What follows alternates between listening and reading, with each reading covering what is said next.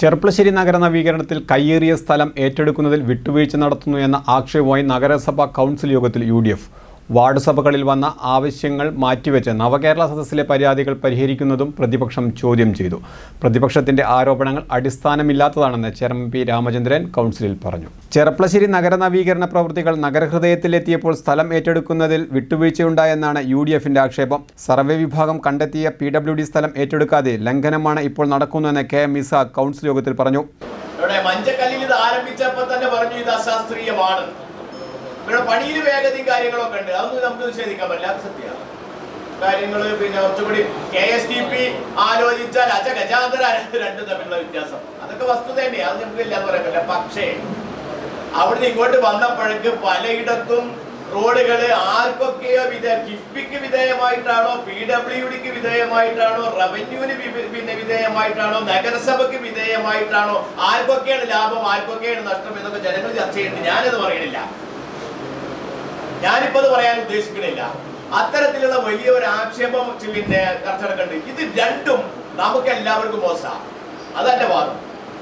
ചെർപ്പശ്ശേരി ഇങ്ങനെ വലിയൊരു ഉത്സവം നടക്കുമ്പോ നാട് നഗരമൊക്കെ അതിന് അണിഞ്ഞൊരുങ്ങി തയ്യാറായി വരുമ്പോ നഗരസഭ ഇതെല്ലാം സംരക്ഷിക്കപ്പെടേണ്ട, ഇതിന്റെ എല്ലാതിന്റെയും ഉത്തരവാദിത്വം ക്രെഡിറ്റും അവകാശപ്പെടേണ്ട നഗരസഭ അതിന് ഒരുങ്ങിയിട്ടില്ല എന്നുള്ള ഒരു ചർച്ച ജനങ്ങളുടെ ഇടയിൽ വരുന്നത് അസ്വാഭാവികമല്ല.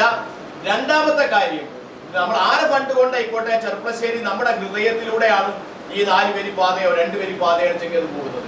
ചെർപ്പളശ്ശേരി ടൗണിലൊക്കെ വളരെ അശാസ്ത്രീയമായ രീതിയിൽ പിന്നെ അതിന്റെ സർവേ ലംഘിച്ചുകൊണ്ട് അവിടെ ചാലുകീറിയിട്ടുണ്ട് എന്നുള്ളത് വസ്തുതയാണ്, അല്ലാതെ നമുക്ക് പറയാൻ കഴിയില്ല. അതിൽ നമ്മളെന്നെ ഉത്തരവാദപ്പെട്ട ചില ആൾക്കാരൊക്കെ പോയിട്ട് പിന്നെ അത് കുഴപ്പമൊന്നുമില്ല, അതിപ്പോ ഇപ്പൊ അധ്യയനം എങ്ങനെയാണ് പോയോണ്ട് ഇപ്പൊ എന്താ കുഴപ്പങ്ങളൊക്കെ എന്തിനാ പ്രശ്നം ഉണ്ടാക്കുന്നത് എന്ന് പറഞ്ഞവരുണ്ട്.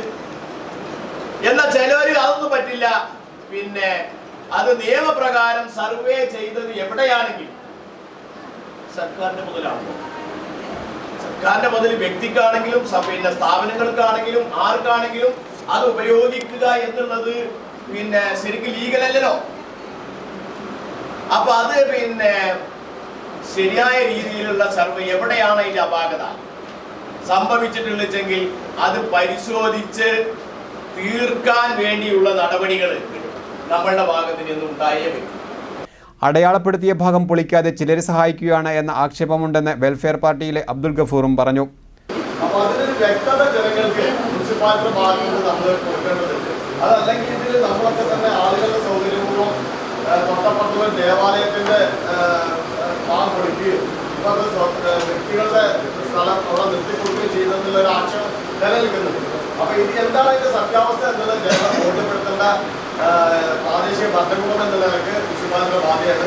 അതിലൊരു വ്യക്തത നമ്മുടെ ഭാഗത്ത് ഉണ്ടാവേണ്ടതുണ്ട്. സർവേ വിഭാഗം കണ്ടെത്തിയ സ്ഥലം ഏറ്റെടുക്കുന്നതിൽ യാതൊരു വിട്ടുവീഴ്ചയുമില്ലെന്നും തർക്കങ്ങൾ ഉന്നയിച്ച കെട്ടിടങ്ങൾക്ക് മുന്നിലെ പ്രവൃത്തി താൽക്കാലികമായി നിർത്തിവച്ചിരിക്കുകയാണെന്നും ചെയർമാൻ പി രാമചന്ദ്രൻ മറുപടി നൽകി. നമ്മൾ ശക്തമായി ഇടപെട്ടുകൊണ്ട് തന്നെ മുഴുവൻ സ്ഥലം എടുത്ത് കിട്ടാത്ത സ്ഥലം എവിടെയായാലും അവിടെ പണി നിർത്താതെ പറ്റും. അതിപ്പോ ഇതുവരെ പോയി ടൗൺ വരെ അങ്ങനെ പോയി ആചാരം ഒഴിച്ചെടുത്ത് പോയി നിർത്താൻ പറഞ്ഞത് ആചാരം വീട്ടുമ്പിൽ ഒഴിച്ചെടുത്തു. അപ്പോൾ രാത്രി വിളിച്ച് നിർത്താൻ പറഞ്ഞ പിറ്റേന്ന് നിർത്താൻ പറഞ്ഞ അവിടെ പണി നിർത്തിച്ചു.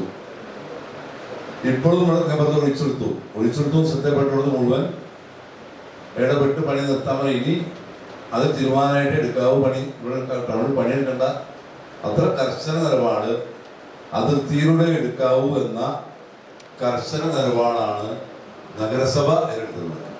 നഗരസഭയും നഗരസഭയോടൊപ്പം നിൽക്കുന്ന ആളുകൾ, അല്ലാതെ അതിർത്തി വിട്ട് പണിയിരിക്കാൻ നമ്മൾ എവിടുന്ന് തർക്കങ്ങൾ പരിഹരിച്ച് മുന്നോട്ട് പോകും. ഇതിനായി പി മമ്മിക്കുട്ടി MLAയുടെ സാന്നിധ്യത്തിൽ ബന്ധപ്പെട്ടവരുടെ യോഗം ചേരുമെന്നും അദ്ദേഹം പറഞ്ഞു.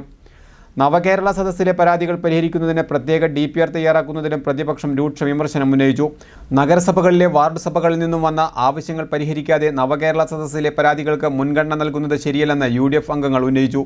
എന്നാൽ വാർഡുകളിലെ പരാതികളും ആവശ്യങ്ങളും മാറ്റിവെച്ചല്ല മറ്റുള്ളവ പരിഹരിക്കുന്നതെന്ന് ചെയർമാൻ പി രാമചന്ദ്രൻ പറഞ്ഞു. നഗരത്തിൽ നിയമപ്രകാരം വ്യാപാര സ്ഥാപനങ്ങൾ നടത്തുന്നവർക്ക് ഭീഷണിയുണ്ടാകുന്ന വഴിയോര കച്ചവടക്കാരെ പൂർണ്ണമായും ഒഴിപ്പിക്കുമെന്നും ചെയർമാൻ പറഞ്ഞു.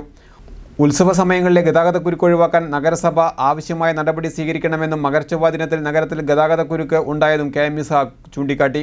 ചെയർമാൻ്റെ അധ്യക്ഷതയിൽ 28 അജണ്ടകൾ പൂർത്തിയാക്കിയാണ് കൗൺസിൽ യോഗം അവസാനിച്ചത്.